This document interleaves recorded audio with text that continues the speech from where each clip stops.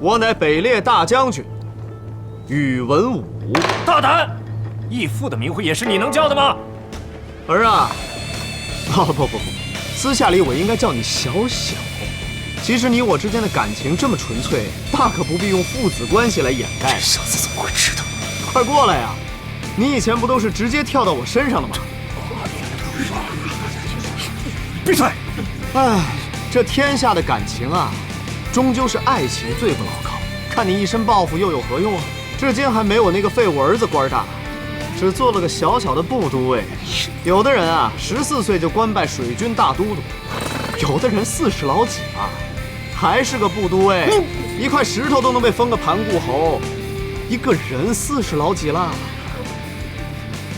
还是个部都尉。我宰了你！有人5岁能称象，有人6岁辨贤音，有人8岁肯让梨，你是还头邻居的鸡，有人10年寒窗无人问，一举成名天下知，你是今朝有酒今朝醉，梦醒只剩2行泪。你15出家没庙收，16当街把钱偷，20举身赴青楼，25将府学牙走。你说卖身谈理想，谁料有爹忘了娘，那将军之位遥遥望，来日太漫长。看情郎爱子把你亮，你作罢又何妨？何必屈居那部都尉，40老几还没名堂。